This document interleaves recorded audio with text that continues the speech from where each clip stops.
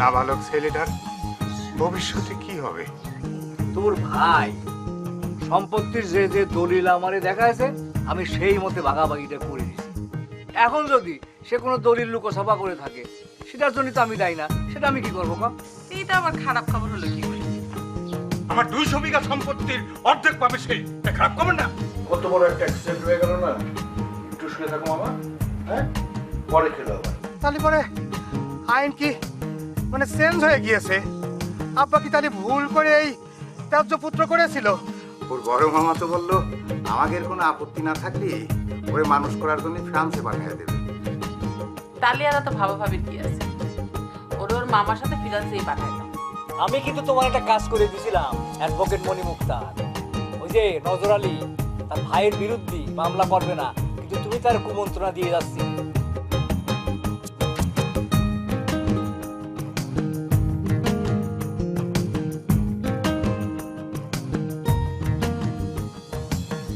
নজর এক কাপ চা দে ভাই। বল ভাই, আমি তো চুলে একটু আগে বন্ধ করে দিছি। এরম করিস না নজর, রাতের বেলা আমার চা না হলে চলে না। তোমাকে একটা কথা আমি পরিষ্কার জানাবার চাই, তোমাকে এরকম মাংনাস আমি কতদিন খাওয়াবো? তুমি এখন আমার অবস্থা বুঝতেছ না? দুই ভাইয়ের মধ্যে গ্যাঞ্জাম লেগে মামলা চলতেছে, আমার মামলা চলাতে টাকা লাগে না, তুই মাগনা চা খাও খালি। তোর তো এই কথা কর কথা না নজর। আমি তোকে যে বুদ্ধি শিখাই দিছি সেটা ফলো করলি তার মাগনা চা খাওয়া দিয়ে হয় না। দিনের মধ্যে যত কাপ চা বিক্রি করিস সবার কাপের থেকে এক দানা চিনি, এক দানা চা আর এক ফোঁটা দুধ বাঁচালি তো আমার এক কাপ চা হয়ে যায়। তুই সেটা ফলো করিস নে। বল ভাই, তোমার সাথে পারা আসলেই মুশকিল। খারাপ দেখি পানি একটু গরম যেটুক আছে সেটুক দিয়ে তোমার বানা দিচ্ছি। আলগা পাতি মেরে কড়া লিকার দিস, দুধ চিনি বেশি হবে। তাহলে কম কি হবে নি ভাই? কেন পানিটা একটু কম দিবি আর কাপটা একটু গরম পানি দিয়ে ধুয়ে দিস। এই যে করলে পানিটা গরম পানিতে ধুয়ে দিই, গরম পানিতে ধুবে গেলে তো আর সাশ্রয় হলে না। এরম করিস না নজর, দিতে করছি দে না ভাই। খারাপ খারাপ দিচ্ছি।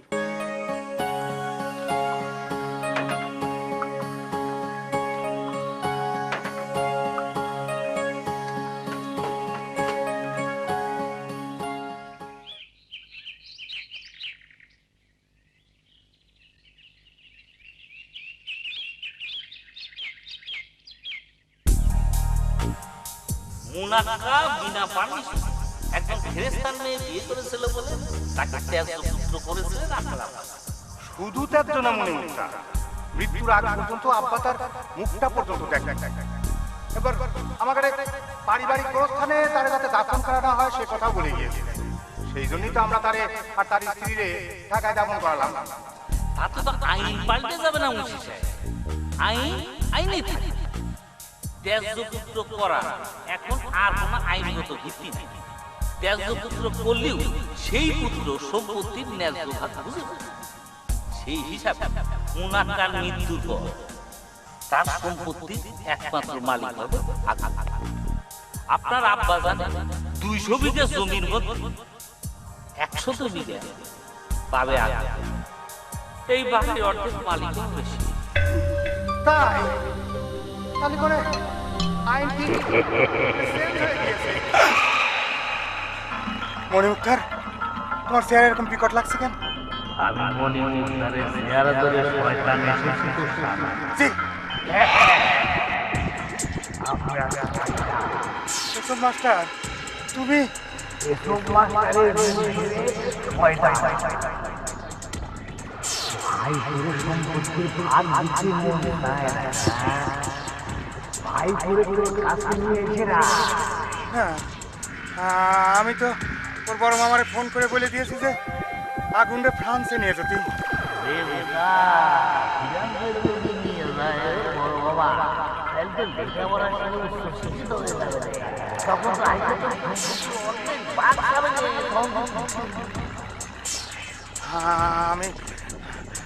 আমি তার ফাঁকি দেবো কি না দেবো সেটা আপনারা জানেন কি করে? মানুষের কথা বলি আমরা নাই পারি, আমরা আগুন যদি তার মামা ফিরান্সে নিয়ে যায়, খালি তার প্রতি মাসে 500 টাকা ফোন দিয়ে আর বছরের যে ফসল গোলায় তার অর্ধেকের ভাগিদারটাই আগুন। তাই তো, তাহলে তাহলে আমি এখন কি করব আপনারা বলে দেন। আমি কি তাহলে আগুনকে ফ্রান্সে পাঠায় ভুল করেছি?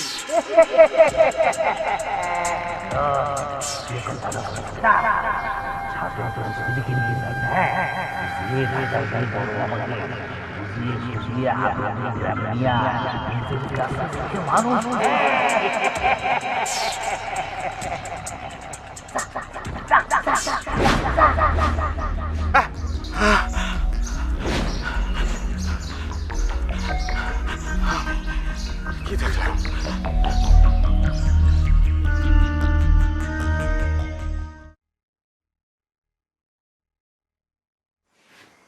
এখনো তুমি ওর চুল বাঁধতেছো না? স্কুলে দেরি হয়ে যাবে। এই তো হয়ে গেছে রে বাবা, যা আঙ্গুর যা। একটু সাবধানে থাকো মা, আজ আমাদের বাড়ি আগুন লাগতে পারে।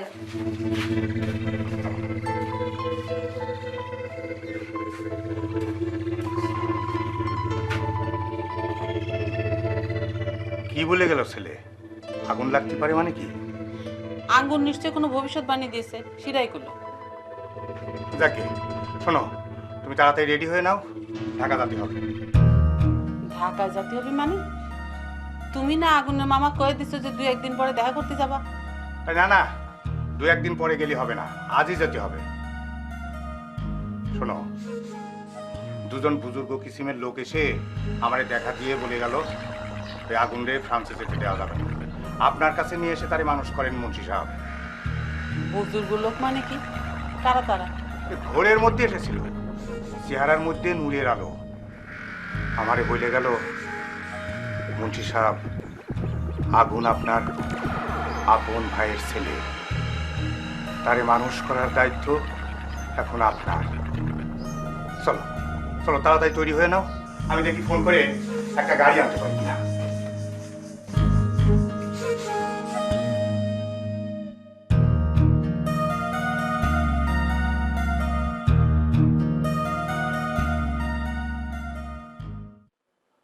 আগুন,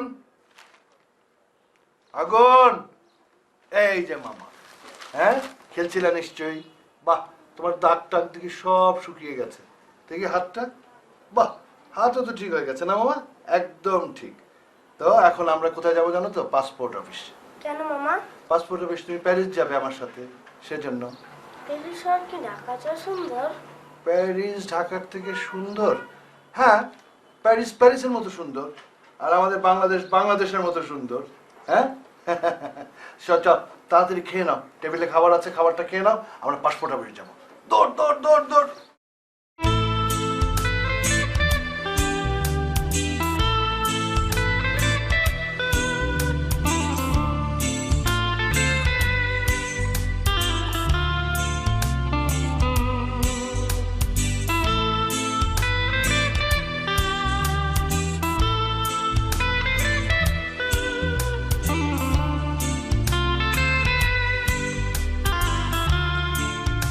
হ্যালো হ্যালো, সালাম আলাইকুম বিয়ার সাহেব, আমি বিয়ার মুন্সি বলতেছি। জি জি জি, আসসালামু আলাইকুম। জি বলেন পিয়ার ভাই। আমরা ঢাকায় আসতেছি আপনার সাথে দেখা করতে। হ্যাঁ, আমরা দুজনই আছি, আপনার বিয়ান সাহেবও আছে। জি আসেন আসেন আসেন, চলে আসেন, কোনো সমস্যা নেই। অলরেডি রওনা হয়ে গেছেন? হ্যাঁ, আমরা রওনা হয়ে গেছি, এই তো ঢাকার কাছাকাছি চলে আসছি। কিছুক্ষণের মধ্যেই জ্যাম ট্যাম না পালি ইনশাল্লাহ চলে আসবো। না মানে আমি আর আগুন পাসপোর্ট অফিসে যেতে চাইছিলাম, ওখানে ঘন্টা বা ঘন্টা 2-1 সময় লাগবে। না না, পাসপোর্ট অফিসে যাওয়ার কোনো দরকার নাই, আমরা আসি, কথাবার্তা বলি, তারপর পাসপোর্ট নিয়ে চিন্তা করা যাবে নি। আচ্ছা ঠিক আছে, আসুন। আচ্ছা তাহলে রাখি, আসসালামু আলাইকুম। ফোন না করলে পরে তো ওই বিআই সাহেব বাড়ায় যাচ্ছ, তাহলে বাড়িতেই পাঠাব না। শোনো, তুমি কিন্তু বিআই সাহেবকে ভালো করে বোঝায় বলবা, ওই বুজুর্গ দুজনের কথা বলার কোনো দরকার নাই, সে আমার এসব বিশ্বাস পায় না, বুঝলে? বুজুর্গ দুজনের কথা তো আমিও ঠিক মতো বুঝি, কিন্তু তুমি হলে আগুনের আপন বড় চাচা, তারে মানুষ করার সমস্ত ভার তো তোমারই বেশি, আর সেটা তুমি যখন নিজের থেকে করতে চাচ্ছ, তাহলে ঠিক আছে, আমি বুঝাই বলবো। ঠিক আছে, নিশ্চিন্ত হলাম।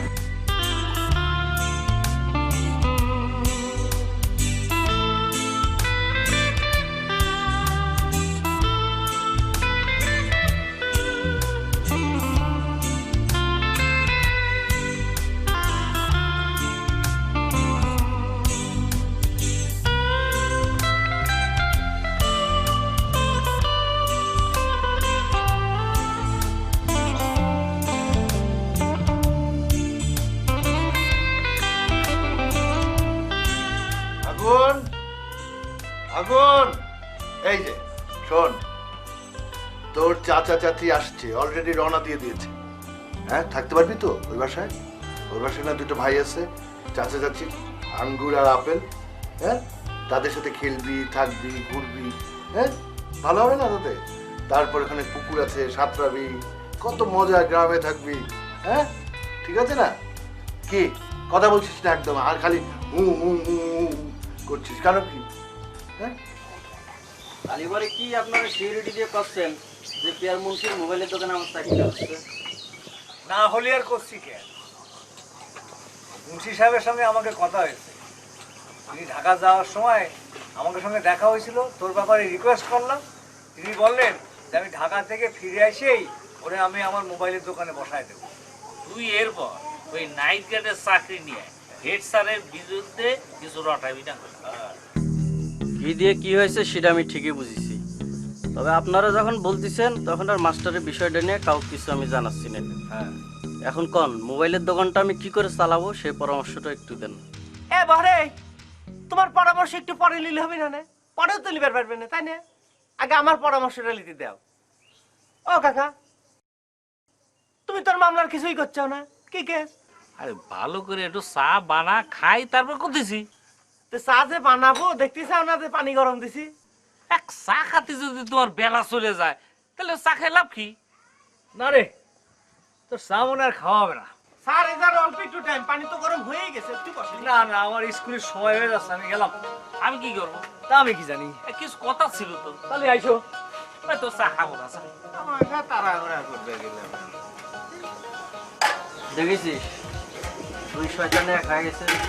তুমি দাও গা। এ তুই যে মানছে এক শয়তান শয়তান করতেছিস, তুই কি রে? যে কারণে তোর চাকরি বাকরি কিছু আসছে না সেটা একবার ভাবিস না? আর একজনের শয়তান তোমার লাগে। আমি সাবেক চরমপন্থী, ইচ্ছা করলে তো পানি। আরে বাবা, জানেন তো? তাকে একটু তামুতে বাড়িয়ে গেলার মাথা ফাটা। সব জায়গায় এরকম করো না। আসলে এটা আমার জন্য অনেক ভালো হবে কি ভাই। আপনারা তো জানেন যে আমার স্ত্রীর সঙ্গে আমার ডিভোর্স হয়ে গেছে।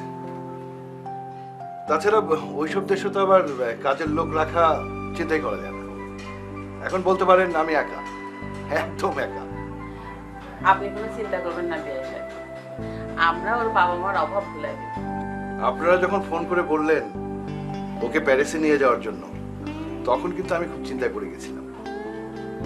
আসলে আপনারা বুঝে সুঝে সিদ্ধান্ত নিয়েছেন, আপনারাই তো ওর আসল গার্জিয়ান। আপনি এটা নিয়ে একদমই চিন্তা করবেন না, আগুন আমাকে আরেক সন্তান হয়ে থাকবে। আয় বাবা, এদিকে আয়। যাও। থাকবে বলছো কেন শাহানা? ও তো আমাদেরই সন্তান। মোনাক্কা আমার আপন ছোট ভাই, তার এতিম সন্তান আমারই সন্তান, একই রক্ত। কি রে আগুন, হ্যাঁ কি বলিস তুই? থাকবি ওনাদের সাথে? জি আচ্ছা।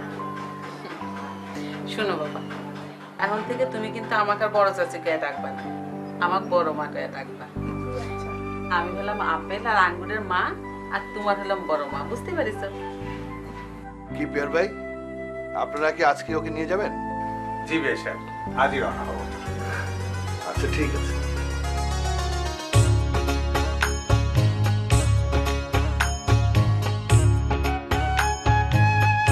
এলান আমার সাথে দৌড় দে।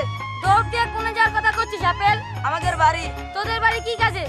আগে চল তারপর বলবো। এই তোরা চল।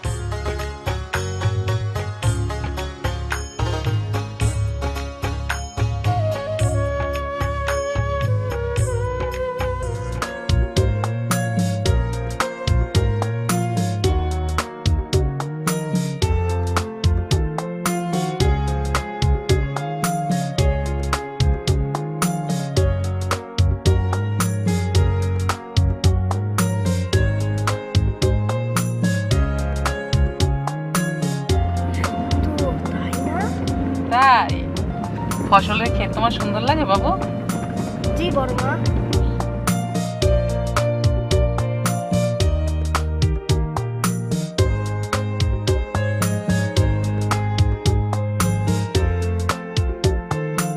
আমি গরু দেখবো বড় মা।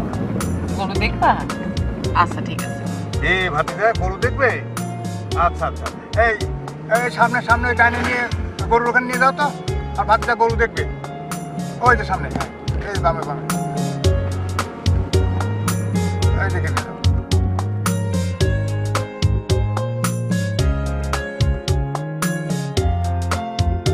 চলো তোদের দেখবো, চলো আসো।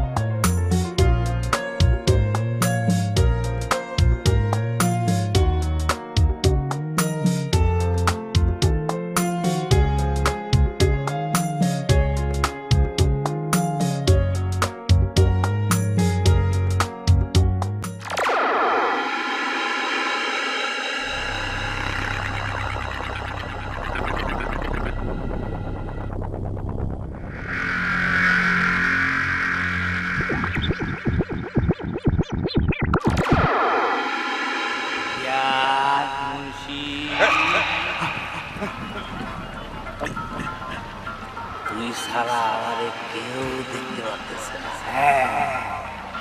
তোর ভাই মনে হয় গরু পছন্দ করে।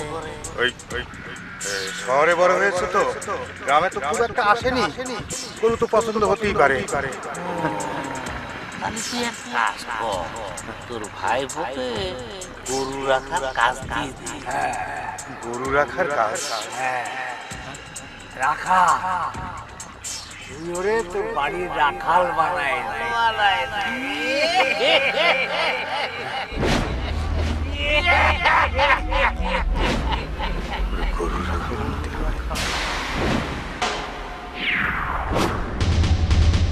কি বলে গেল?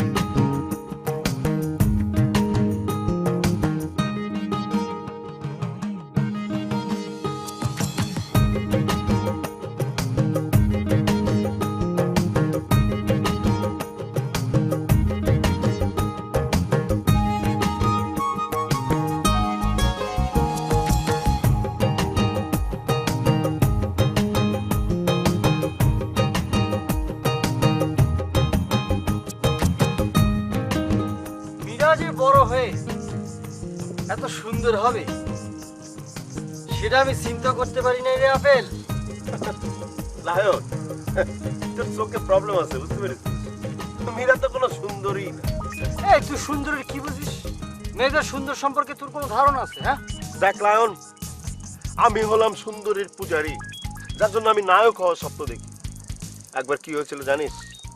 মান্না ভাইয়ের সাথে আমার একদিন দেখা হয়েছিল, 1 মিনিট কথা হচ্ছিল মান্না ভাইয়ের সাথে। মান্না ভাই আমাকে দেখে কি করলো জানিস? বলো, ছোট ভাই তুমি লেগে থাকো, ছোট ভাই তুমি অনেক স্মার্ট, তুমি অনেক সুন্দর, ছোট ভাই তুমি লেগে থাকো, তাহলে তুমি একদিন হিরো হতে পারবে, বুঝতে পেরেছিস? এই আপেল, এই তুই কি বলতে গিয়ে কি বলা শুরু করে দিয়েছিস? কোথায় মান্না ভাই আর কোথায় মিরান আক্তার? কথা হচ্ছে মিরান আক্তারকে নিয়ে, আর তুই মান্না ভাইয়ের কথা শুরু করেছিস। এই মান্না ভাইয়ের সাথে মিরান আক্তার তুলনা হয়? কোথায় একটা ছেলে, কোথায় একটা মেয়ে। মেয়েদের সৌন্দর্য সম্পর্কে তুই জানিস? মেয়েরা তো অন্য জিনিস রে। দেখ, এত কিছু আমি বুঝি রে, আমার কাছে মীরারে সুন্দর লাগে না, বুঝতে পেরেছিস? বাট আমার ভালো লাগে রে। আমি যখন মীরাকে দেখি তখন আমার বুকের মধ্যে কেমন জানি ধরফরানি শুরু হয়েছে, বুঝতে পেরেছিস? ওর সাথে যখন আমি কথা বলি তখন আমার কথার ওয়ার্ড শর্টেজ হয়ে যায়। তার সাথে আমি ভালোভাবে কথা বলতে পারি না। একটা মেয়েকে দেখে একটা ছেলের যখন এই ধরনের অনুভূতি হয় তখন তোর বুঝতে হবে মেয়েটা বিউটিফুল, আই মিন সুন্দর।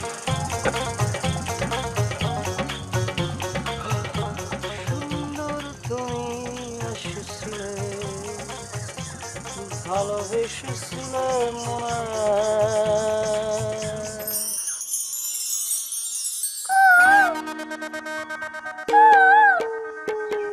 ও পাখি তোর যন্ত্রণা আজ ভালো লাগে না, যখন তখন তোর জ্বালাতন ভালো লাগে না। বাবা, এত আনন্দ কিসে? এত নাচানাচি করতেছিস কেন? আমি আবার কোথায় নাচানাচি করলাম আব্বা? ওই, দেখলাম না।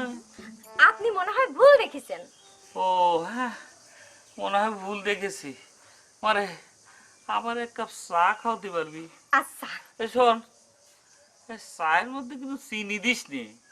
ও আল্লাহ, আপনি তো চিনি ছাড়া চা কোনোদিনই খাননি। খাইনি, কিন্তু এখন থেকে খেতে হবে রে। ডাক্তার আমার ডায়াবেটিস রোগ ধরেছে, মিষ্টি আর কোনোদিনই খাওয়া যাবে না রে মা। ও আল্লাহ, আপনার কোন পাপে রোগ ধরেছে? মিষ্টি ছাড়া আপনি বাঁচবেন কেমন করে আব্বা? মিষ্টি ছাড়া আপনি কেমন করে বাঁচবেন আব্বা?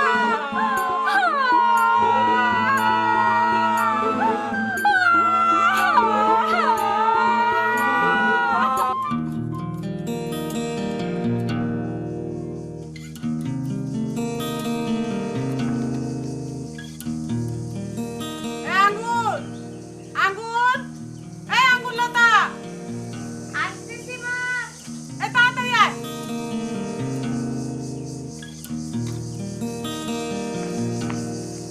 কি হয়েছে? কাপড়টা তুলে তো ঘরে নিয়ে যা। আচ্ছা।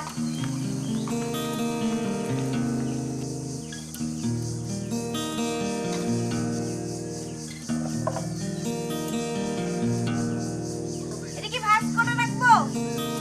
হ্যাঁ হ্যাঁ, ভাত করে রাখ। আচ্ছা। আপেল, তোর ভাবসাব কিন্তু আমার ভালো ঠেকতেছে না রে। এই, তুই কি করতে যাচ্ছিস লায়ন? হ্যাঁ, আমি এবার কি করলাম? এই লায়ন, এই, তুই তো আমার বিরুদ্ধে কমপ্লেন করে যাচ্ছিস। সোজা চাপটা কয়ে ফেল, কি হয়েছে? কি কি নির্দিষ্ট করে কিছু করার তো নেই। নিজের যদি সামান্য সেন্স থাকে তাহলে নিজেই বুঝে নিতে পারবি। এই লায়ন, এই, এরকম ফালতু কথা বলতে শিখেছিস কবে থেকে? হ্যাঁ, এই, তোর কি ধারণা আমার কোনো সেন্স নেই? এরকম বেপে ঝুঁকে কথা বলবি না, কয়ে দিচ্ছি লায়ন। সেন্স থাকলে তুই নিজে এখন বুঝতে পারতি যে আমি কোন সাবজেক্টের কথা করছি, বুঝতে পেরেছিস? হ্যাঁ না, এই, একদম ভাব দিবি না, বুঝতে পেরেছিস? আমি বুঝতে পেরেছি তোর সাবজেক্ট এখন শুধুই মীরা না আক্তার, মীরা। এই তো তুই লাইনে চলে এসেছিস। তুই নিজের মুখে তুই বলেছিস যে মীরা হলো আমার একমাত্র সাবজেক্ট। তাহলে পরে তুই এই লাইনে কেন স্টাডি করতে যাচ্ছিস? ওরা আমি তো স্টাডি করতে যাচ্ছি না, আমি তো স্টাডি করছি না। মীরারে আমার ভালো লাগে না, তোর কতবার করে কব? না, সেটা যদি হয়ে থাকে তাহলে মীরা যখন তোকের বাড়িতে আসছিল আঙ্গুলতার সাথে দেখা করার জন্য, তুই তারা কি বলেছিলি? কি বলেছিলাম? আরে আমি জানলি তো বলবো, তুই জানলি পরে তুই বলিস না কি জন্য বল? দেখ, আমি কতবার করে বলবো যে আমি কিছু জানি না, তুই জানলে ক না ক। কথাটা আমি কিসের জন্য বলবো? আমি কি বলেছি মীরারে? কথাটা বলেছিস তুই, তুই বলবি। দেখ লায়ন, মীরাকে নিয়ে আমি কিছু বলিনি, তোর স্পষ্ট করে বলে দিচ্ছি। আর মীরার প্রতি আমার কোনো ইন্টারেস্ট নেই। দেখ, আমি নায়ক হওয়ার স্বপ্ন দেখেছি।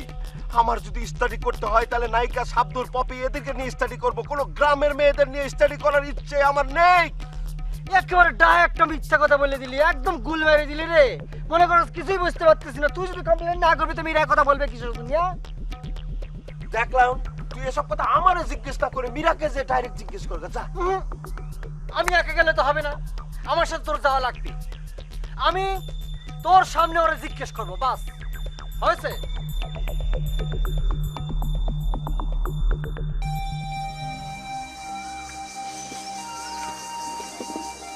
কিছু বলবেন বড় মা? আপনি আমারে কি বলতে চান সেটা আমি জানি বড় মা। আপনি জানতে চান আমি কেমন আছি? আমি অনেক ভালো আছি বড় মা। এই ভালো থাকার জন্য কি তোর বড় মামার কাছ থেকে নিয়ে এসেছিলাম বাপ? আপনি আমারে মানুষ করার জন্য নিয়ে এসেছিলেন, আমি তো মানুষ হচ্ছি বড় মা। আচ্ছা, তোর মনে কি একটু রাগও নেই, একটু ঘৃণাও নেই? রাগ বলেন আর ঘেন্না বলেন, সেটা তো কারোর উপর দেখাতে হয়। আমার তো সেরকম কেউ নেই যার উপর আমি এইসব দেখাবো। আপনি বড় চাচার উপর রাগ ঘেন্নার কথা বলছেন তো, তিনি তো আমারে অত্যন্ত স্নেহ করেন, তার উপর আমি কি করে রাগ দেখাবো? তুই আসলে একটা আশ্চর্য ছেলে। আসলে আমি একটা আশ্চর্য ছেলে, তা না হলে এত বড় একটা অ্যাক্সিডেন্টে আমার বাবা মা মারা গেল, কিন্তু আমি বেঁচে গেলাম কি করে? আশ্চর্য না হলে কি আর বেঁচে যেতাম? এই ভালো থাকার কোনো ভালো থাকা বলে না আগুন। নিজের বাড়ির থেকে রাখালি করা কোনো ভালো থাকা না। তোরা তোর নিজের অধিকার নিয়ে বাঁচতে হবে।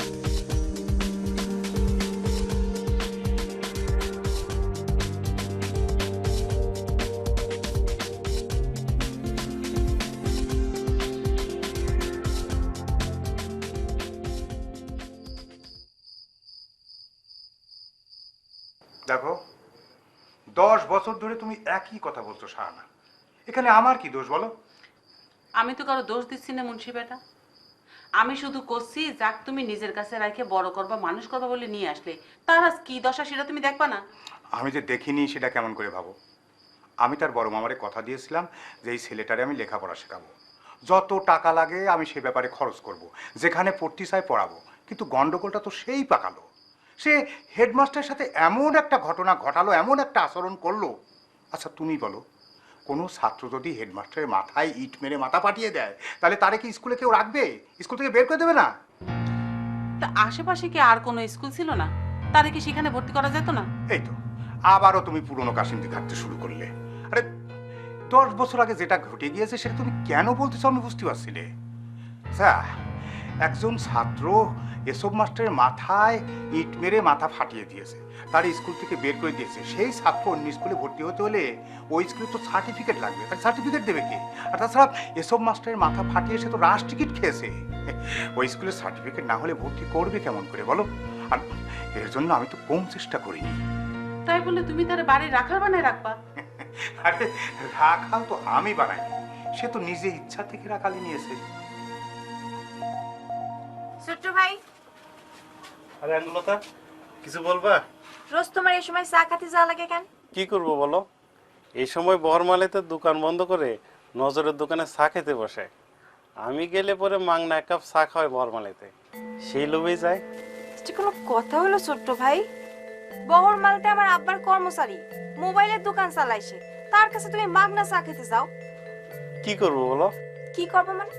তোমার নিজের যে 100 বিঘা জমি আছে তুমি ভুলে গেছো, আর তুমি যাও অন্যের কাছে মাগনা চা খাতি? শোনো ছোট্ট ভাই, তুমি এক কাজ করো, তুমি বাড়ি ছেড়ে চলে যাও। তোমার ওই রাখালি করতে দেখতে আমার ভালো লাগে না, আমার অনেক কষ্ট হয়। না আঙ্গুলতা, আমি এখান থেকে যাব না।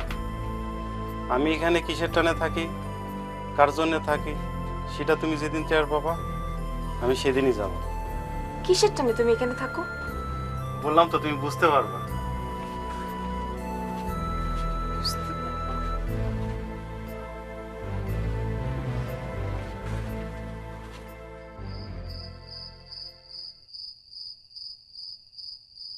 10 বছর ধরে নেভের এগেইনস্টে মামলা করলি, ফলাফল কি হলো?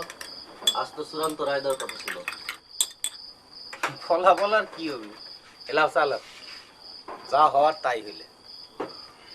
মাঝখানতেন মনে করো যে আমার কর করা 3.5 বিঘা ধানের জমি নেই, আর আমার ভাইরও ওই জমি, ওই তোমার মনে করো যে 2.5 বিঘের মতো জমি নাই।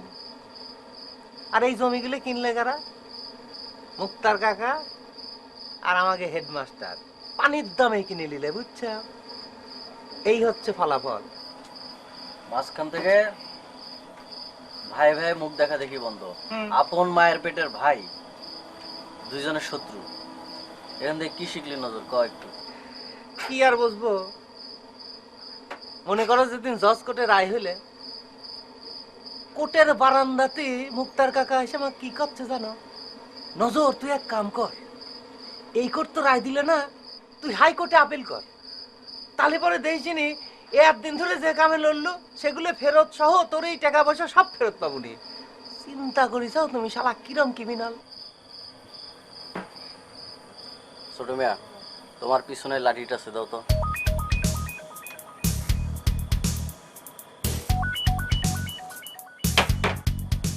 এটা দেখেছিস নজর? এটা কি দেখেছি?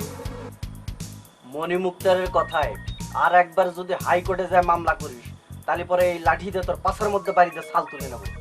ওনার মিয়া ভাই যদি ওনার সম্পত্তি বুঝায় না দেয় তাহলে তো মামলা করাই উচিত। মুক্তার কাকা তো ঠিকই বলেছে। ছোট মিয়া, তুমি যা বোঝো না তা নিয়ে কথা কেউ না, তুমি অনেক কিছুই জানো না। এই দুই ভাইয়ের মোট সম্পত্তি ছিল 17.5 বিঘা। গত 10 বছরে মামলা করতে যায় 6 বিঘা ওই এসব মাস্টার আর মনি মুক্তারের পেটে চলে গেছে। নজর, তোকে আমি আবারও নিষেধ করতেছি, ওই মনি মুক্তারের কথায় খবরদার মামলা করতে যাবি না, ভুলেও মাথা টানবি না। তাড়াতাড়ি চা শেষ করে দেবো। শোনো বল ভাই, তুমি তো একটা কাম করো তো, এই মুক্তার কাকা আর এই হেডমাস্টারে কিরম করে সাইজ দেয়া যায় সেরকম একটা বুদ্ধি বার করো। আমার কাজ কারবার তো ছোট করে দেখো না হেড স্যার, আমি ছোট্ট একটু কুলুপালি উপজেলার কেস ঠেলতি হাইকোর্ট পর্যন্ত নিয়ে যেতে পারি। মিনা মিথ্যে কথা বলতেছো কিসের জন্য? আব্বাস কোথায় আছে সেটা আমি জানি।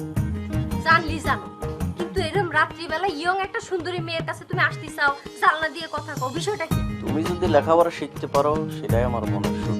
আমি যে তোমার এখানে এসে গোপনে লেখাপড়া করি সেটা আবার কাউরে বলে দাও নি তো? যাও রাইট ভাই, হাতে কলমে এবার তোমার সিটিং কোর্সটা শুরু করে দাও। কি বললে সিটিং কোর্স মানে? তুমি আমার এটা কি বললে? আমি সিটিং কোর্স করছি, আমার যে বড় সিটের হলো আপেল।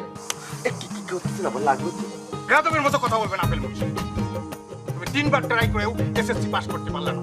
তোমার আমি বললাম ট্রাইটা চালায় যাও, তুমি আমার কথা শুনলা না। আজ থেকে রোজ তোমাকে একটি করে রজনীগন্ধা উপহার দেব। তা কবির মাস্টার রিজাইন দিলই, ধরে রাখতে পারলাম না। না, অনেক চেষ্টা করলাম, সেটা থাকবেই না। তুমি তো সেটাই চাইছিলে নাকি?